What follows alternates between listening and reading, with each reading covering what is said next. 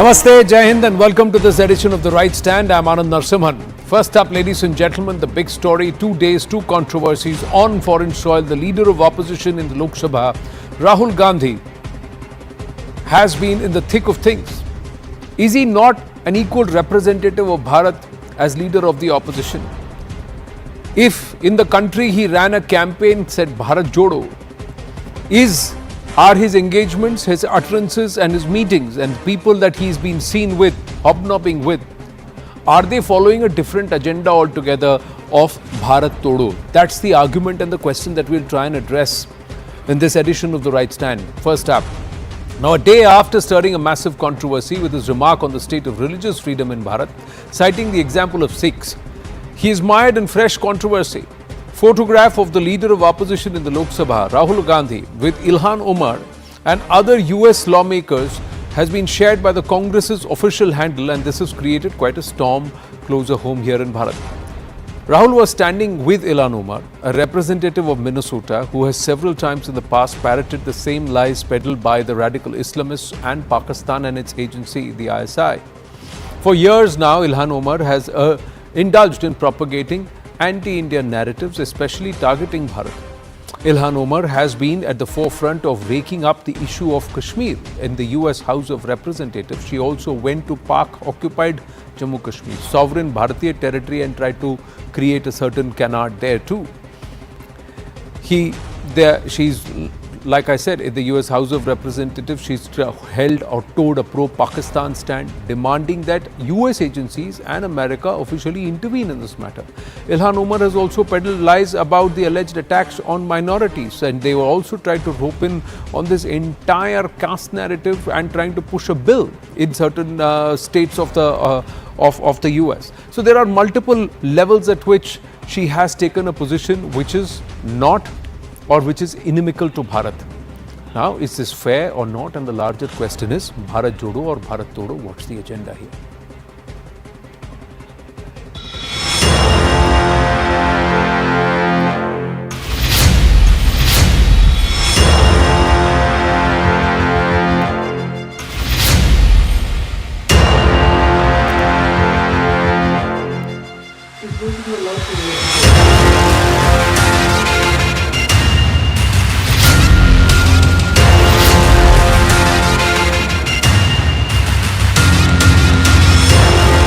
उनके साथ जब राहुल गांधी दिखते हैं तो देश का ही नहीं, हर देशवासी का भी अपमान करते हैं, और मैं इसकी घोर निंदा करता। इनकी सदस्यता भी उसी तरह रद्द होनी चाहिए जैसे इंदिरा जी के जमाने में हुआ था।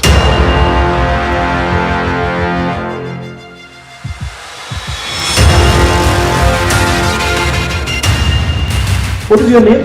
Halinder Singh. As a Sikh, is going to be allowed to wear his turban in India.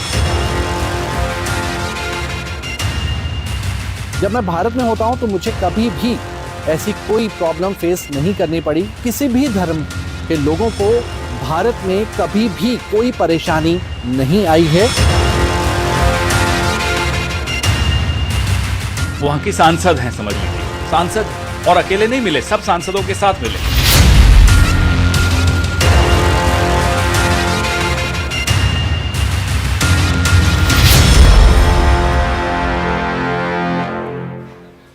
We'll get to the debate in just a bit. Just a quick announcement, ladies and gentlemen, breaking away here on important cabinet decisions. There's a cabinet briefing that is currently on.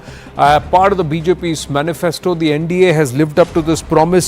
6 crore senior citizens will be covered in this new benefit where Ayushman Bharat will now be extended to anyone. Universal health coverage for citizens above the age of 70 years. Ashwini Vaishnav speaking. Let's go to that. Coverage. Ayushman Bharat PM Jan Arogya Yojana में cover करने का फैसला लिया गया है। ये बहुत बड़ा फैसला है। इस फैसले में एक बड़ी मानवतावादी सोच है, बहुत ही एक ह्यूमैनिटेरियन थिंकिंग है, और माननीय प्रधानमंत्री श्री नरेंद्र मोदी जी ने जो कमिटमेंट दिया था वो कमिटमेंट आज डिलीवर किया है, उस कमिटमेंट को फुलफिल किया है। प्रधानमंत्री जी ने कहा था कि 70 वर्ष की आयु के ऊपर के हर बुजुर्ग को आयुष्मान योजना के दायरे में लाया जाएगा और 70 साल के ऊपर के हर बुजुर्ग, चाहे वो गरीब हो, चाहे मध्यम वर्ग के हो, चाहे उच्च मध्यम वर्ग के हो, ये नया दायरा होगा जिनको 5 लाख रुपए तक के मुफ्त इलाज की सुविधा मिलेगी। आज ये स्कीम प्रधानमंत्री श्री नरेंद्र मोदी जी के नेतृत्व में कैबिनेट ने अप्रूव की और इससे देश में करीब 4.5 करोड़ फैमिलीज, जिसमें करीब 6 करोड़ सीनियर सिटीजन्स कवर होंगे, ये नए एडिशनल इसमें जुड़ेंगे। आप सब जानते हैं कि आयुष्मान भारत विश्व की सबसे बड़ी हेल्थ एश्योरेंस स्कीम है। इतनी विशाल स्कीम जिसमें करीब 12 करोड़ 30 लाख फैमिलीज कवर्ड हैं और देश भर में जहां पर भी आप जाके आयुष्मान के लाभार्थियों से अगर मिलेंगे तो वो कितना आशीर्वाद देते हैं वो सब आपने देखा होगा। इस स्कीम में आज एक नया अध्याय जुड़ा है जो कि प्रधानमंत्री श्री नरेंद्र मोदी जी ने कमिट किया था, एक कमिटमेंट दिया था कि 70 से अधिक आयु के सभी। Well, ladies and gentlemen, it's a big announcement and we're just putting this out. It's here in News 18 on the right stand. 4.5 crore plus families, 6 crore senior citizens under the ambit. Total base of 12.3 crore families. This is universal healthcare. That's the announcement that's been made. Cabinet making this approval even as the NDA continues on the path to delivering what it's promised. This was an integral part of the BJP's manifesto. That big announcement coming at the cabinet briefing. That's the big approval. Some other announcements. Just watch the bottom of the screen for more details from that cabinet briefing. We will quickly move on here and get into the big conversation. So even as the government of the day in Bharat is busy completing or living up to the commitments that it's made to its people, is there a role and responsibility of the leader opposition as an elected member of parliament, someone who's sworn on the constitution and someone who believes that they are the ones who will actually save the constitution of Bharat and stand up for its Samvidhan? Their agenda and the people they are meeting and greeting with and where they are doing it, whoever they are being hosted by, these entities, are they more Bharat Jodo or are they more Bharat Todo? Tom Waddington, national spokesperson of the BJP with us. Ratnakar Tripathi, political analyst, leans towards the opposition in the Congress party. With us this evening. Namaste and Jai Hind to the gentlemen. Thank you very much. Tom Waddington, your thoughts, sir? Well, this meeting has a larger perspective. This is basically the echo chamber of Rahul Gandhi in US. And they're operating because you see you remember, Anand, there was a WikiLeak, letters from the diplomats to the US government, in which he said the greatest threat is Hindu terrorism. And that is this club, extension of that club. This is not a chance meeting.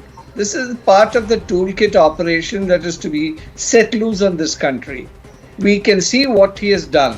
He's talked about Sikhs, that they won't be able to wear turbans, they will not be able to wear the kada or go to Gurdwara. What a big lie. And who's ratifying it? And that's the point, The Canadian group of terrorists who support Khalistan have ratified it. They're supporting it. So you know where it comes. It's not this Sikh community. Sikh community is outside his house, demonstrating. And the reality is he's trying to divide this country. And not only that, 4 accidents were prevented, Anand. And he also had a meeting with the locomotive drivers. Yeah. Now, I don't know what it was all about, but we have 4 incidents of sabotage in our country where railways were attacked. We have a situation where he's talked about religion. He's talked about Shivji the destroyer, and Shivji destroyed himself. Wonderful indeed. He is a Shiv Bhakt. Then you had this statement about Devtas. They're not gods. They're some transparent human beings whose mind is reflected in their face, and that is his view about Sanatan Dharam.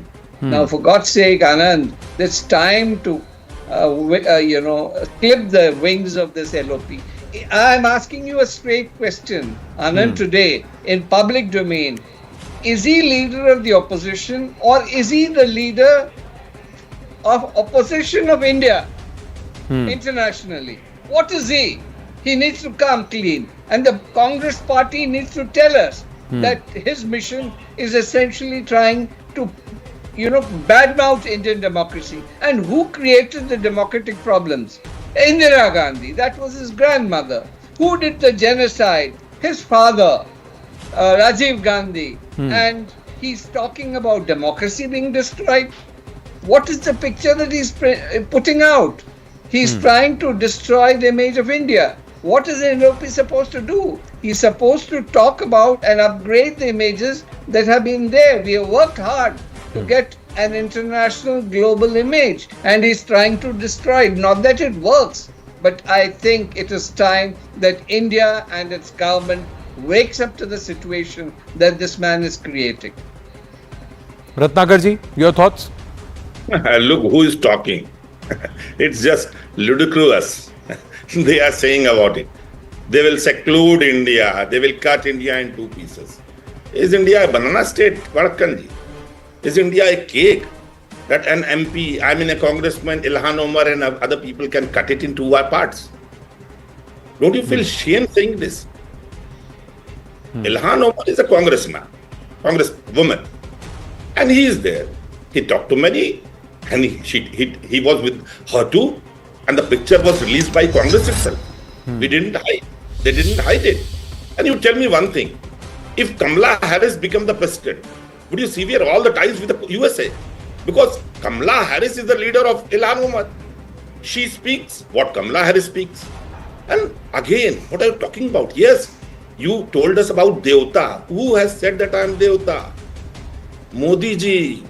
No, he has not said that. That's a please blatant lie. Have the decency not to interrupt. Blatant lie. Have the decency not to now interrupt. You're indulging in blatant lie. You talk about banana republic. What kind of a republic are you talking about? One minute. When One minute. the Gentlemen, opposition goes outside India gentlemen, and gentlemen. creates a problem. Gentlemen, you're both capable. You're both eloquent. One minute, sir. I'm going to request not to speak over each other. Secondly, sir, please don't. Please don't. You are wrong. Ratnakar ji. Ask him not to speak over me. No, Ratnakar ji. You also have the responsibility. Please hear me out. You also have the responsibility not to paraphrase and not to misquote and not to deliberately misinform. That's also your responsibility. So please if you endeavor to do that, 1 minute, sir. 1 minute, sir. If you endeavor to do that, then I will have to intervene. And I'll have to correct you. Please continue. You play the interview. Please जब तक मेरी माँ जिंदा थी मैं सोचता था कि मैं बायोलॉजिकली पैदा हुआ हूँ. अब मुझे पता चला नहीं मैं भगवान हूँ. मैंने बोला था चलाइए ना इंटरव्यू. देवता की बात करते हैं. And who is talking again? अरे Modi ji went to Nawaz Sharif's granddaughter's wedding. And who is Nawaz Sharif? He is the war person. Who declared war, attacked India. And we fought with Pakistan in the leadership of Nawaz Sharif from 3rd May 99 to 26 July. 2 months, 3 weeks and 2 days to be specific. And he went there. So what are you talking about? Just talking with or standing with Ilhan Omar makes Rahul Gandhi an anti-national. And having an undeclared, unchartered meeting with Pakistan's Nawaz Sharif, and just 2 days, 3 days before, what Rajnath Singh said, I know we cannot change our neighbors, we want good ties with Pakistan. And who is there? Maryam Nawaz, daughter of Nawaz Sharif, the same clan. You eat with traitors, you eat with attackers, you hobnob with them. Okay. And then you declare, no, Rahul Gandhi is doing wrong. So, Okay. so you agree, if you believe that what Prime Minister Narendra Modi did was wrong, then how are you justifying what Mr. Rahul Gandhi is doing? What Prime Minister Then let me answer ask you one more question. Yes. In 2007, there was an MOU signed with Xi Jinping, at that time the Vice President, Mr. Rahul Gandhi sitting there and signing in the presence of the likes of Mr. Anand Sharma and also Mrs. Sonia Gandhi. That was a cooperation with the PLA. Is that MOU still on even after Galwan, sir? Anand Narasimhan ji, I don't think you study nowadays. I thought you were a studious person.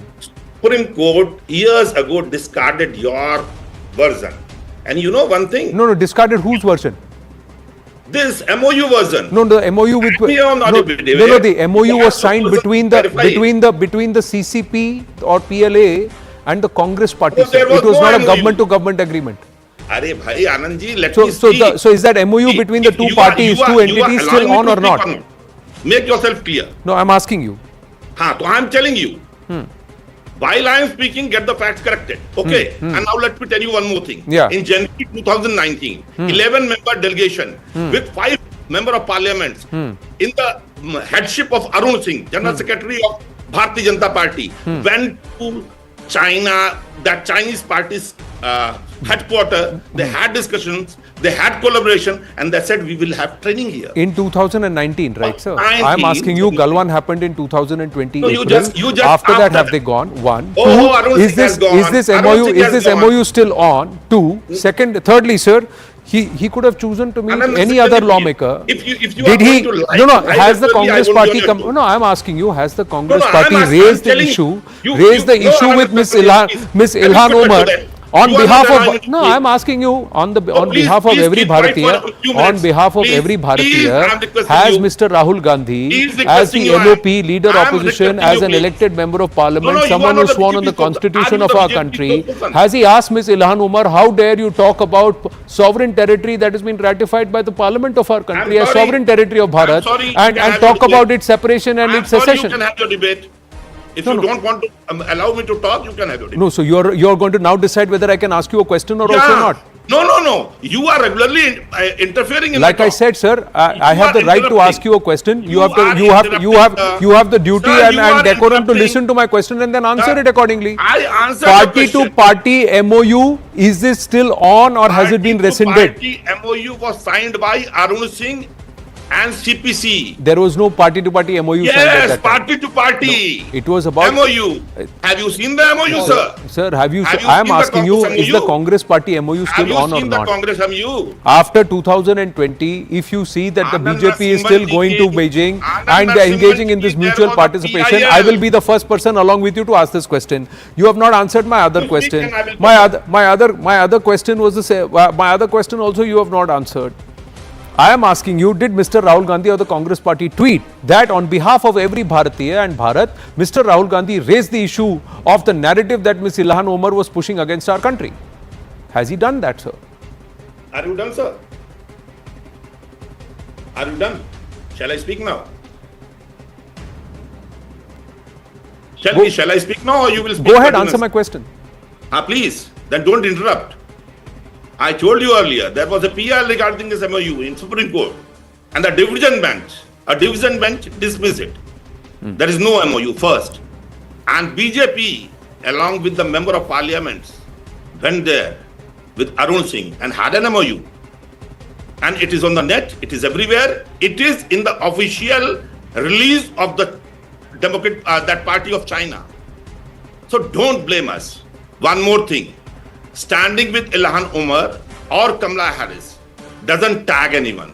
If it's tag anyone anti-national, then the first person to be Did you answer my question? Has the Congress party said that on behalf of every Bharatiya, Mr. Rahul Gandhi questioned Ms. Ilhan Omar's position against Bharat, especially with respect to Jammu and Kashmir and what she and her utterances in Pakistan occupied Kashmir? Why will one ask who is Ilhan Omar? If the Shachi engineer speaks in the parliament sometime after, so Mr. Rahul Gandhi is representing Bharat and Bharatiya, right? As an MP, as leader of opposition in the Lok Sabha, as a parliamentarian, is he not representing Bharat and Bharatiya?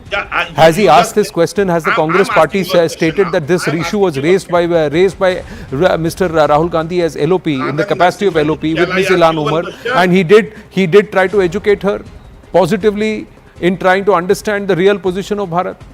I'm not privy of that information, but you that has just not been tell me released. one thing now. I'm asking That has you not one. been released. Has it been No, spoken no. about? Please, let me ask you one question No, now. if there was somebody who's taking you a are not position letting me against speak. our country, would you choose to meet that person, or would you choose to meet someone who's favorable to our country? Okay, Are Tom you done, Varakan, sir? please respond. Are you done, That sir? it's the BJP You that is asked me the signing question, MOUs. na? It's the BJP that is Ask signing Mr. MOUs and Narendra not. Modi, the MP from Now Baramulla, you Mr. try and Rajiv practice Gandhi. what you were trying to preach all this while. Thank you. Yes, Tom Varakan. The point here is Mr. Ratnakar Tripathi is going overboard. He has not said anything about the MOU. He says some court has held it null and void. How is the court coming into the picture? Because the MOU is not in public domain. Have they put it before the court? No, they haven't. And then if there is nothing official about it, they are hiding it. And what is in the MOU is something that they need to come out. And the question you asked, Anand, is very pertinent. We have passed a parliament resolution, all-party resolution, saying that Jammu and Kashmir is an integral part of India. And that is a thing, all-party resolution. And here is this gentleman meeting those who are opposed to the state, to Jammu and Kashmir, and want it as an independent unit. And it is his duty to ask this lady of what is her position and why she's saying this. He does not. In fact, he is there as the echo chamber. He is there part of the toolkit that is to destruct India. And that is the objective. These objectives are being laid, and that is being done in US. All the points I've raised about Sikhs, about Sanatan Dharam, all these issues are clearly indicative of the long-term project that he's planning. And if this, I don't think our government of India is not aware of. We are watching him closely. Let me tell you something. People of India are not going to accept. People of India are not just going to accept this opposition leader who's going to talk this kind of garbage in a foreign land. Instead of promoting India, he's trying to destroy India. That's his objective. And destroy the objective, balkanize India. And this is part of the project of the deep state. And this is a franchise of that deep state that he's photographed with. Well, are you going to wait till they actually put that plan into action? Because this wait and watch, we are very carefully watching. We are seeing what's happening in Punjab. We are seeing what's happening in Manipur.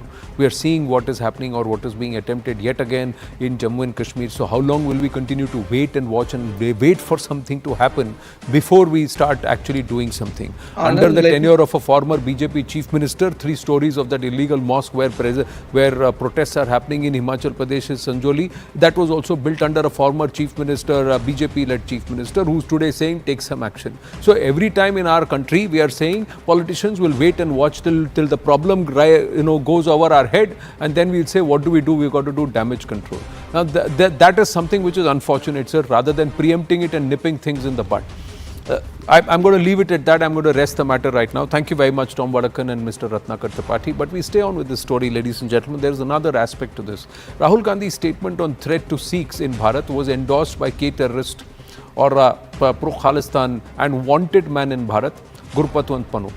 Pannu endorsed a statement claiming existential threat to Sikhs in Bharat.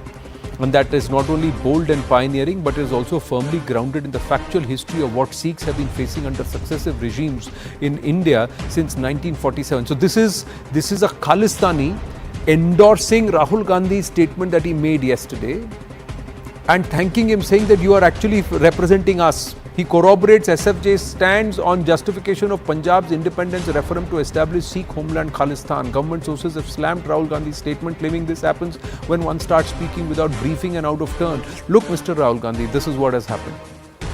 A Khalistani against whom a full entire agenda was drawn by Mrs. Indira Gandhi, and to weed out these elements, and who were on the ban list as long as the UPA was in power and they were not even allowed entry into Bharat. They are now saying, Mr. Rahul Gandhi, you are now with us. Thank you very, very much. Is this exactly what the Congress party wants, or do you believe this will be okay? He's gone on to say further. But here is one more thing, ladies and gentlemen. Rahul Gandhi has received endorsement from Gurpatwant Pannu, proscribed terrorist by Bharat. He threatened, who's he? Who's this person? He threatened to blow up Air India flight on November 19, 2023. He called the people in Punjab as people living under occupation. Threatened that they will attack India. Says India is occupying Punjab. He threatens Hindus in Canada and says that the Indian High Commissioner in Canada is responsible for killing pro-Khalistani terrorist Hardeep Nijjar. Even without proof, he is accused Bharat of carrying out the strike. He threatened and instigated to storm and target New Delhi's Indira Gandhi International Airport with Khalistan flags during the G20 Foreign Ministers Summit in Bharat's capital. He threatened Assam Chief Minister Himanta Biswa Sarma over action on Amritpal Singh and his associates. He openly has instigated for violent rallies outside Indian embassies across the world, saying in the 80s it was bullets, now it is ballots. What they did, and he's justified Fidai suicide bombers as human bombs who sacrificed themselves. That's what he's tried to put posters about.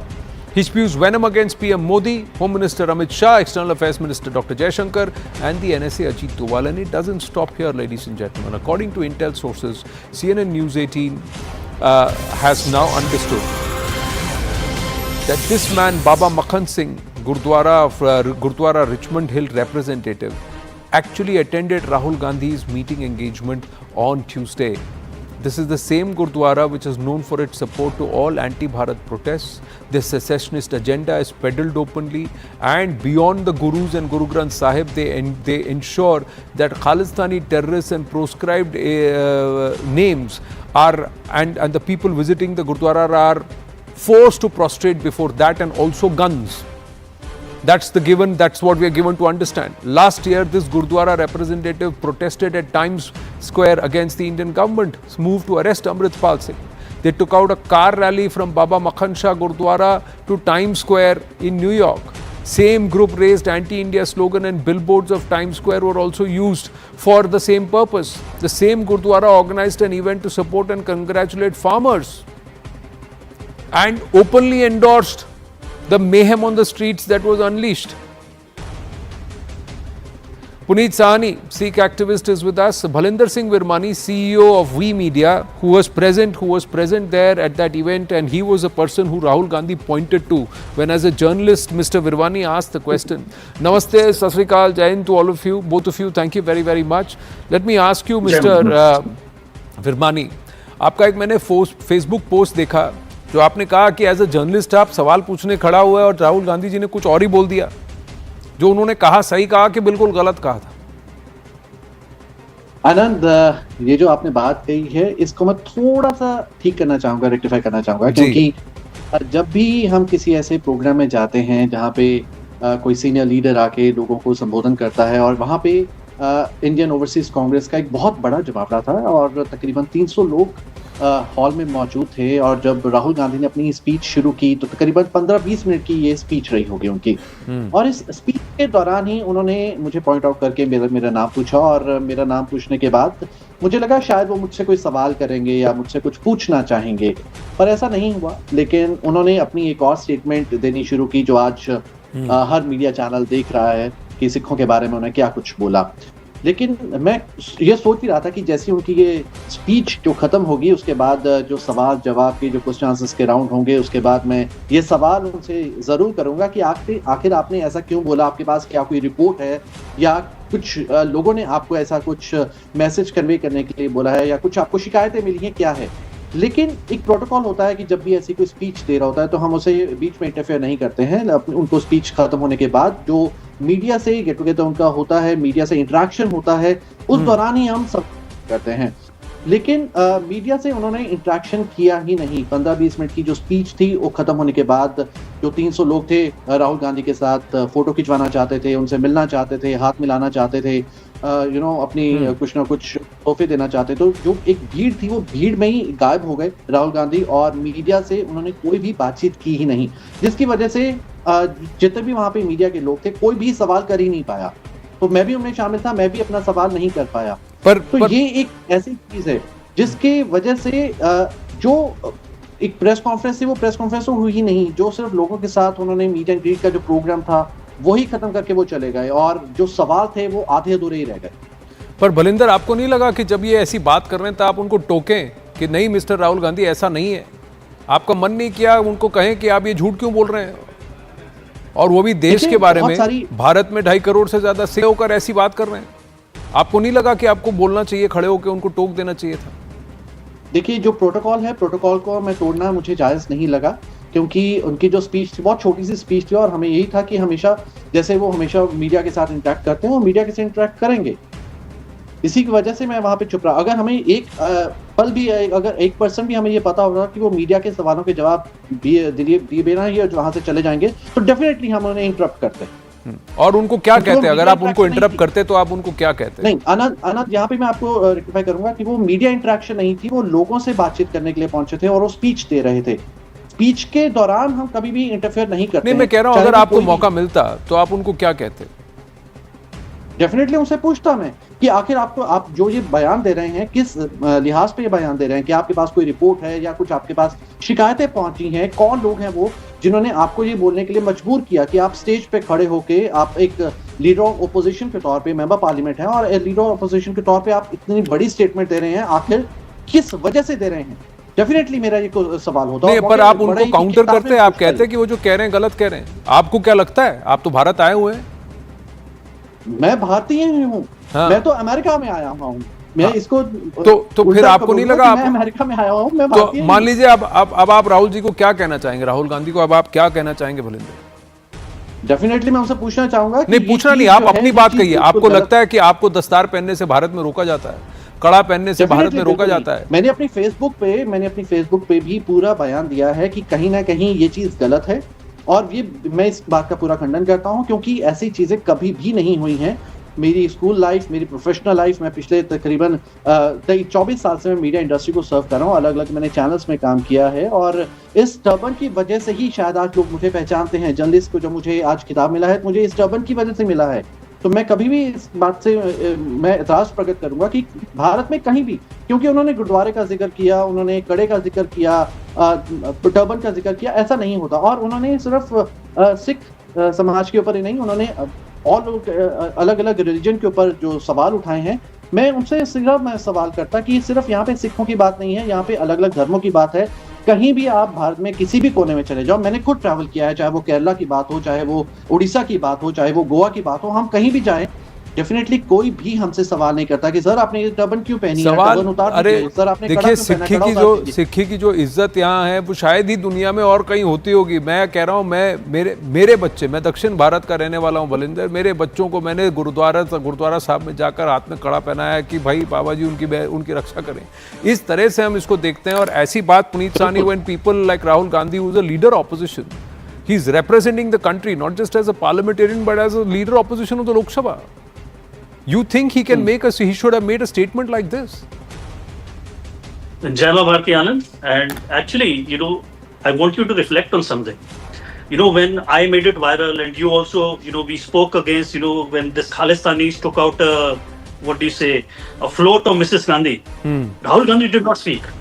For us, it was a matter of nation. I am a critique of Mrs. Gandhi's politics. But she was a prime minister and she was killed by terrorism.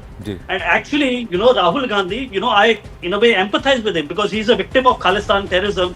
And after his grandmother was killed, he couldn't go to school. So when I see him a bit stunted and, a bit socially awkward, I have empathy that this kid could not go to school and could, be socialized properly. But you see, he didn't say it. Because for him, he has lost, and I'm sorry to say this because, I feel he's a victim. He has lost and, humiliated so much that he knows he's not going to win. So he wants to burn this thing down. And, in that, Modi will be humiliated. And in that, he will find some victory. So he is, a complete nihilist. And, I say, for example, in Bangladesh, Hindus are being oppressed. That is a thing, where, when you really have, restriction on religion, when you are killed for religion. Has he said anything against Bangladesh? I am wearing a turban, and I want to tell you something, and I want to make a disclosure to you, Anand. He was yesterday at Washington, D.C. in the National Press Club. 6 months, I was there, and I was speaking against Khalistan terrorism. And do you know, in that building, there is actually an office of Sikhs for Justice. But I had this turban, and I had the courage to go and speak against it, and my program was public. It was not I was hiding, that I went and spoke against it. And what has Mr. Rahul Gandhi done? And if you see, you are talking about Ilhan Omar. So Ilhan Omar, she is here, she's a jihadan and she lives in the US. And she said about 9/11 somebody did something. So she does not even have empathy for the Americans who are killed by terrorism. So what empathy she would feel for Hindus? And if you, by the jihadi mindset, the hate for polytheists is exponentially time more than they have for Christians. So I have no expectation from Miss Ilhan Omar. But you see, Mr. Rahul Gandhi, he was sitting with a guy yesterday in the National Press Club, where I was 6 months ago. He was with the guy called Ansare. Who is this Ansare? He asks all ISI questions to this, the US government. Whenever you see somebody asking a question, he is Mr. Ansare. He's a Bangladeshi. He was a person non grata in Bangladesh. And he worked with the State Department, he was cheering when, they had this regime change in Bangladesh. And this is what they wanted to do in India as well. And what Kangana said that this Kisan Andolan was exactly right. Because if you read, the Congress had himself supported this farm reforms. If you read their, election manifesto. But they kept silent. Because again, they have no vision for the country. They want to spread a fire, so Modi is humiliated. And the other person was, Ajit Sai's wife, some Miss Pandey. If you read Ajit Sai, he had written an article for Telka, and this is around, when, 26/11 happened. And, it's very important because today is 9/11 we are speaking.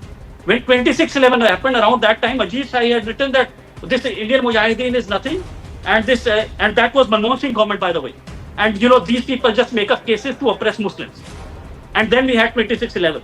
And these two people, and I know because I was there 6 months ago, so I know people who are there. He was saying that this arrangement of Rahul Gandhi was done by this Mr. Ansari, who is of Jamaat-e-Islami and who was chairing the regime change in Bangladesh, and who basically asked he is the mouthpiece of the ISI, and he is not just like a organizer. Where they were interacting, they were like fast friends. So I'm very sorry to say this, what Mr. Rahul Gandhi is saying, but he wants to burn this country down. So, Modi is humiliated and, he finds some validation in himself. No, but you're trying to say that political opposition, you're ready to compromise the interest of a nation just because that will help you perhaps counter your political opposition or change the way the politics of the country is moving. Is that what you're trying to say? Wait a second. Anand, this is not a conjecture. This is a fact, and a fact that you can verify. Because I am saying I made this viral when this Khalistanis were taking a float of Mrs. Gandhi through Canada. And that became viral and that became primetime news, and you did many shows with me. Yes. You spoke against it. I spoke against it. What did Rahul Gandhi do? For them it was something, okay, Khalistan becomes something and Modi is embarrassed. No, very good about it. No, the irony is that the groups against whom they took action, their Mr. Rahul Gandhi's grandmother, or under the Indira Gandhi regime and subsequent regimes, Congress-led regimes and other governments took action against this, put them on the blacklist, and they said they are the ones responsible for whatever happened, transpired the whole group of events, Bhalinder Singh. Today they are standing each other. You have a Gurpatwant Panun endorsing Rahul Gandhi. And he is saying that Sikhs have been oppressed in Bharat since 1947, and Mr. Rahul Gandhi has only underlined what we have always been maintaining, and that he has called for an independence of Punjab from Bharat, a secession. Shouldn't this be addressed by Mr. Rahul Gandhi?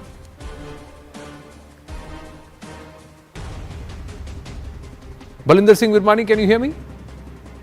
Yes, please, go ahead. No, I'm asking you this question. Do you think that these kind of secessionist, separatist forces like these Khalistanis, should they be? देखिए खालिस्तान की ठीक उनको क्या उनका ये मौका नहीं, वो कह रहे हैं गुरपतवंत पनून जैसा वांटेड आदमी जो भारतीय सरकार ने उसको टेररिस्ट घोषित किया, वो कह रहा है राहुल गांधी ने हमारी बात को आगे रखा. Thank you very much.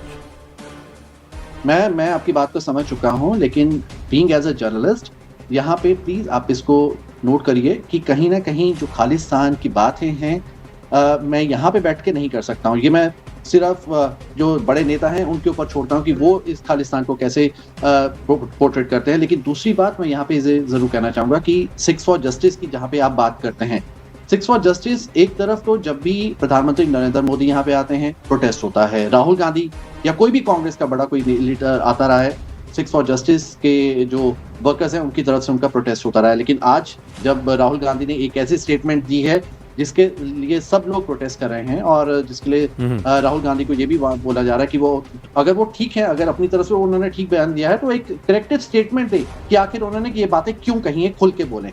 लेकिन आज जब ये बात उन्होंने कर दी है तो सिक्स फॉर जस्टिस खुल के उनकी हिमायत भी कर रहा है कि नहीं, आज उन्होंने बहुत अच्छी बात कर दी है, हम उनके साथ खड़े हैं।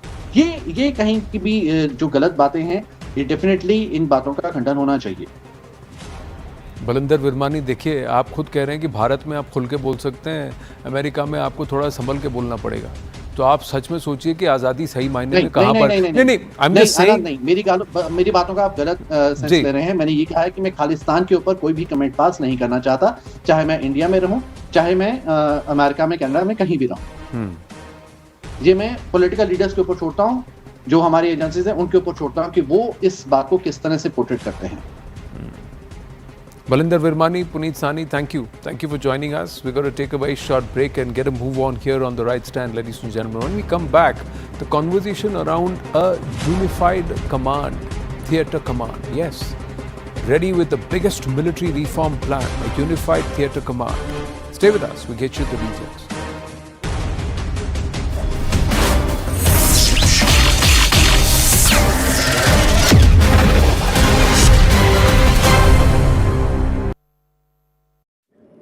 One of those cases was involved with the DOJ, from Atlanta and Fani Willis to the Attorney General of New York and the DA in New York. Every one of those cases, and then they say, "Oh, he's a criminal." They're the ones that made them go after me. By the way, Joe Biden was found essentially guilty on the documents case. And what happened in my documents case? They said, "Oh, that's the toughest of them all." A complete and total victory. 2 months ago, it was thrown out. It's weaponization, and they used it, and it's never happened. They used it to try and win an election. They're fake cases. First, let me respond as to the rallies. She said people start leaving. People don't go to her rallies. There's no reason to go. And the people that do go, she's bussing them in and paying them to be there, and then showing them in a different light. So she can't talk about that. People don't leave my rallies. We have the biggest rallies, the most incredible rallies in the history of politics. That's because people want to take their country back.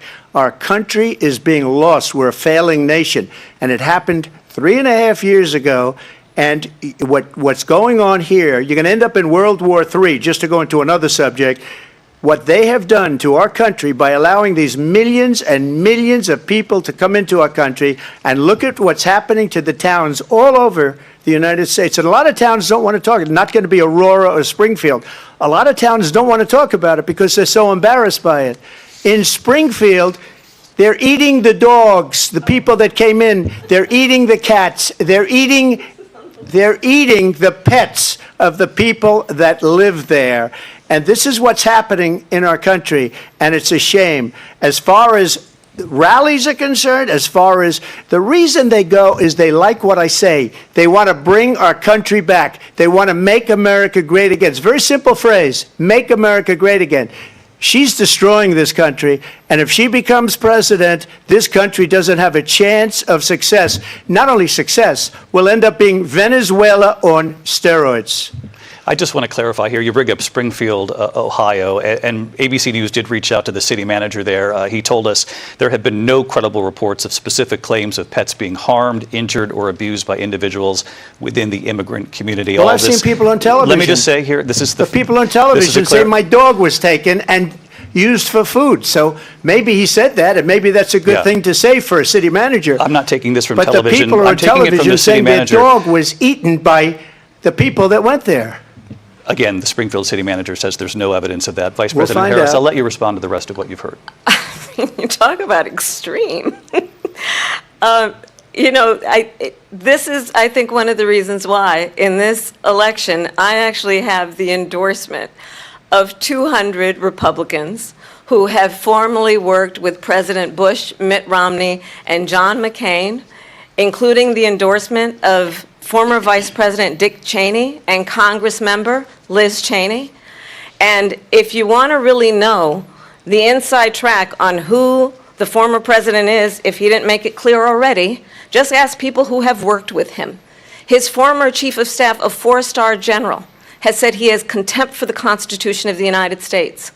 His former national security advisor has said he is dangerous and unfit. His former Secretary of Defense has said the nation, the Republic, would never survive another Trump term. And when we listen to this kind of rhetoric, when the issues that affect the American people are not being addressed, I think the choice is clear in this election. President Trump, I'll give you a quick minute to respond here.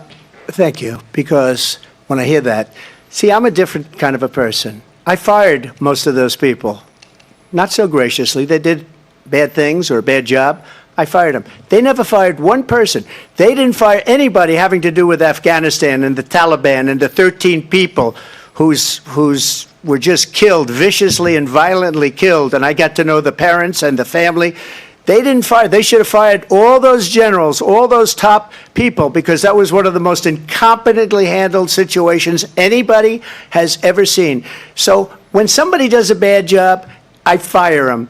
And you take a guy like Esper, he was no good, I fired him, so he writes a book. Another one writes a book, because with me they can write books, with nobody else can they. But they have done such a poor job, and they never fire anybody. Look at the economy, look at the inflation. They didn't fire any of their economists, they have the same people. That's a good way not to have books written about you. But just to finish, I got more votes than any Republican in history by far. In fact, I got more votes than any president, sitting president, in history by far. Let me continue on immigration. It was what you wanted to talk about earlier, so let's get back to your deportation proposal that the vice president has reacted to as well.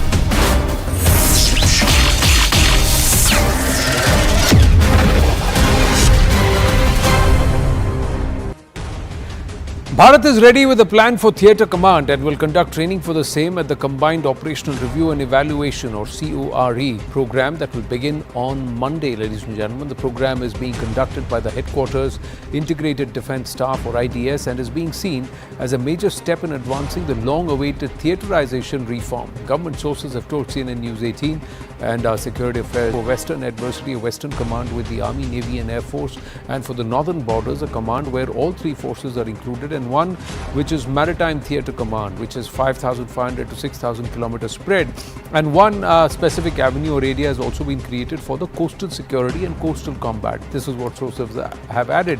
They've also said that all three forces need simultaneous coordination, and for that it was required for Bharat to match pace with the world, which is also entering unified command kind of a format. Sources have said that Northern Command is in a flux currently because of conflict zones or multiple conflict zones, and no, there is no stability.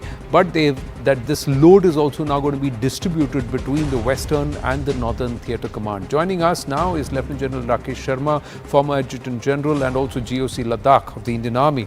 Namaste and Jai Hind, sir. Your thoughts on the unified command? Thank you, Anand, for inviting me.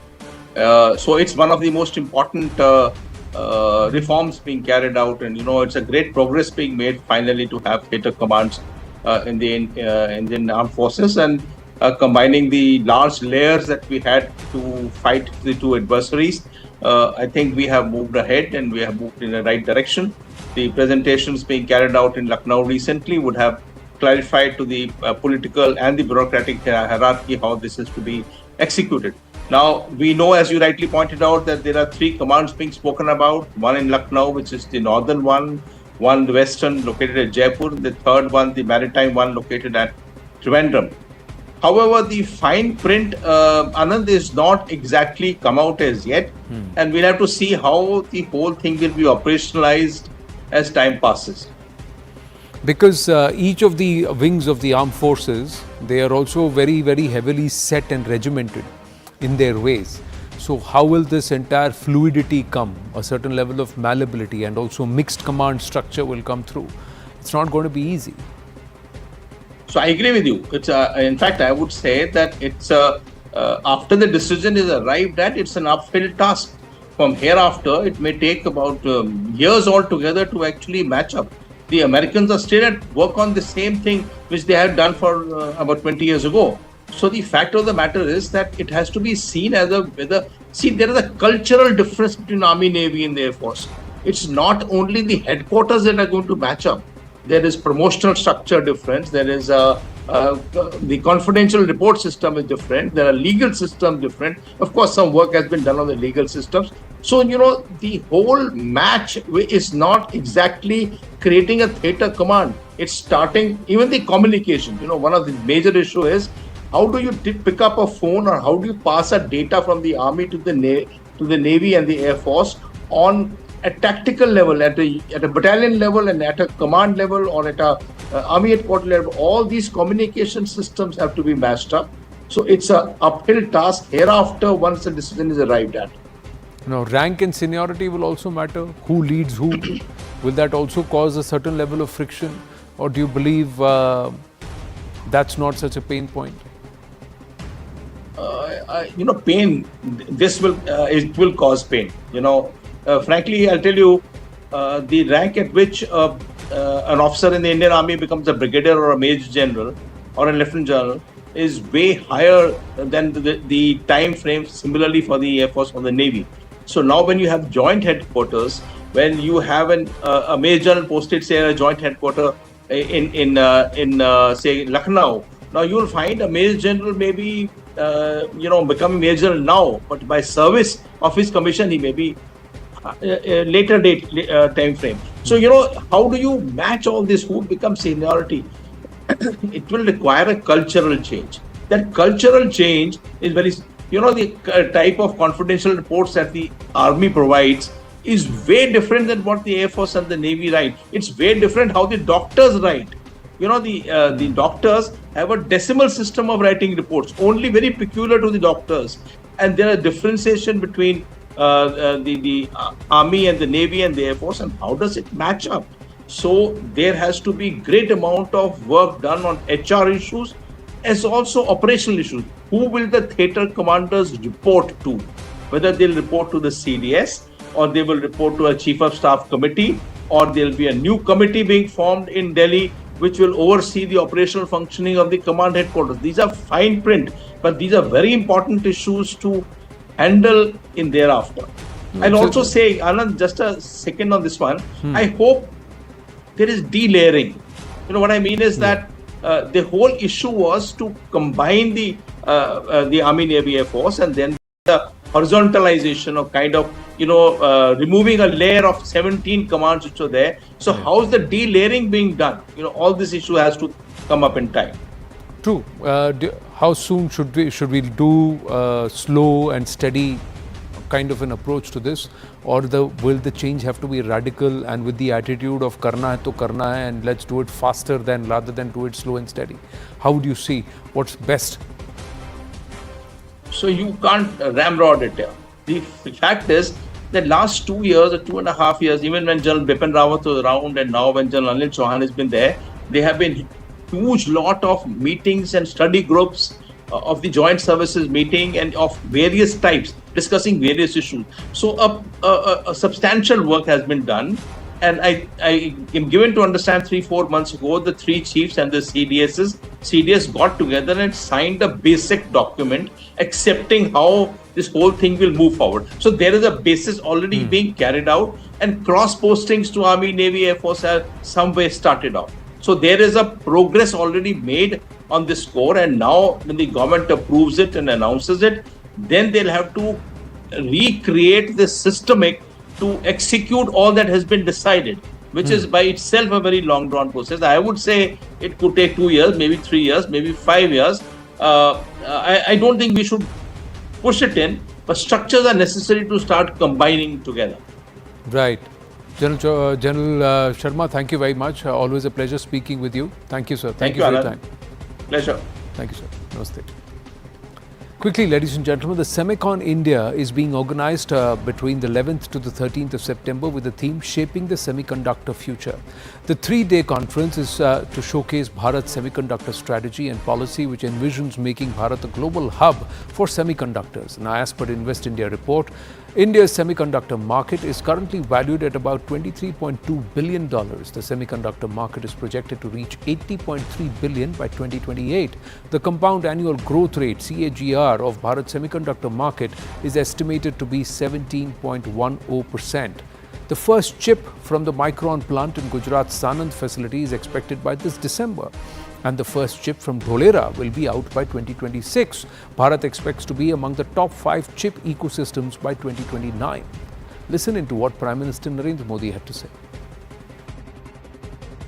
This is the right time to be in India.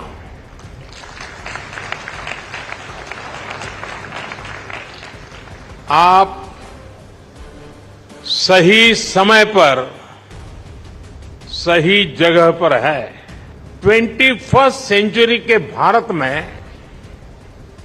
The chips are never down. आज का भारत दुनिया को भरोसा देता है when the chips are down you can bet on India. Bharat का aspirational market,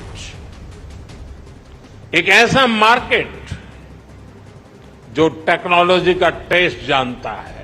semiconductor industry का ऐसा बेस है जो आपको कहीं और मिलना मुश्किल है।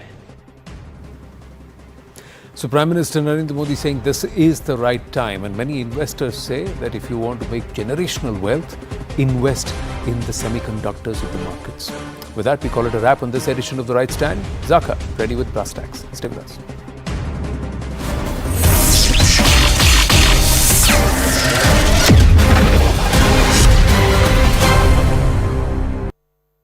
Co-powered by Trump. You call this the largest domestic deportation operation in the history of our country. You say you would use the National Guard. You say if things get out of control, you'd have no problem using the U.S. military. Police, yes. You also said you would use local police. How would you deport 11 million undocumented immigrants? I know you believe that number is much higher. Take us through this. What does this look like? Will authorities be going door to door in this country? Yeah, it is much higher because of them. They allowed criminals, many millions of criminals. They allowed terrorists. They allowed common street criminals. They allowed people to come in, drug dealers, to come into our country. And they're now in the United States and told by their countries like Venezuela, don't ever come back or we're going to kill you. Do you know that crime in Venezuela and crime in countries all over the world is way down? You know why? Because they've taken their criminals off the street and they've given them to her to put into our country. And this will be one of the greatest mistakes in history for them to allow, and I think they probably did it because they think they're going to get votes, but it's not worth it because they're destroying the fabric of our country by what they've done. There's never been anything done like this at all. They've destroyed the fabric of our country. Millions of people let in, and all over the world, crime is down all over the world except here. Crime here is up and through the roof. Despite their fraudulent statements that they made, crime in this country is through the roof. And we have a new form of crime. It's called migrant crime. And it's happening at levels that nobody thought possible. President Trump, as you know, the FBI says overall violent crime is actually coming down in this country. But Excuse me, the FBI they were defrauding statements. They didn't include the worst cities. They didn't include the cities with the worst crime. It was a fraud. Just like their number of 818,000 jobs that they said they created turned out to be a fraud. President Trump, thank you. I'll let you respond, Vice President Harris. Well, I think this is so rich coming from someone who has been prosecuted for national security crimes, economic crimes, election interference, has been found liable for sexual assault, and his next big court appearance is in November at his own criminal sentencing. And let's be clear where each person stands on the issue of what is important about respect for the rule of law and respect for law enforcement. The former vice president called for defunding federal law enforcement, 45,000 agents, get this, on the day after he was arraigned on 34 felony counts. So let's talk about what is important in this race. It is important that we move forward, that we turn the page on this same old tired rhetoric and address the needs of the American people, address what we need to do about the housing shortage, which I have a plan for, address what we must do to support our small businesses, address bringing down the price of groceries. But frankly, the American people are exhausted with this same old tired playbook. Vice President Harris, thank you. Excuse me. Every one of those cases was started by them against their political opponent. And I'm winning most of them, and I will win the rest on appeal.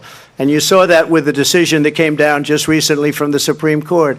I'm winning most of them. But those are cases, it's called weaponization. Never happened in this country. They weaponized the Justice Department. Every one of those cases was involved with the DOJ, from Atlanta and Fani Willis to the Attorney General of New York and the DA in New York. Every one of those cases.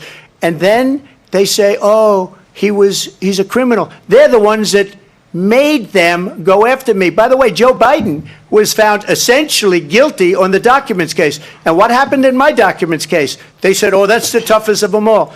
A complete and total victory. 2 months ago, it was thrown out. It's weaponization, and they used it, and it's never happened in they used it to try and win an election. President They're fake cases. First, let me respond as to the Please. rallies. She said people start leaving. People don't go to her rallies. There's no reason to go. And the people that do go, she's bussing them in and paying them to be there, and then showing them in a different light.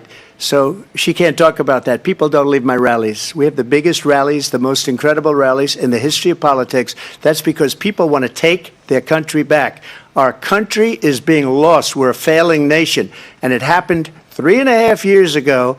And what's going on here, you're going to end up in World War III, just to go into another subject.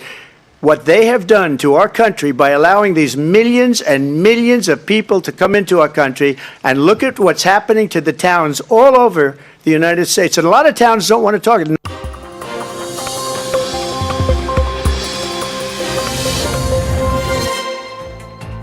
Good evening, this is Brass Tacks. I'm Zakir Jacob. Rahul Gandhi's visit to the United States is going from one controversy to another. After his comments on Sikhs being in danger, Rahul Gandhi had a meeting with some American congressmen and women. Among them was the controversial Democratic representative Ilhan Omar. Ms. Omar has said some of the most partisan and frankly incorrect statements regarding Kashmir, regarding the NRC here in India, the Modi government. She said that there is a genocide happening in Kashmir post the abrogation of Article 370. She visited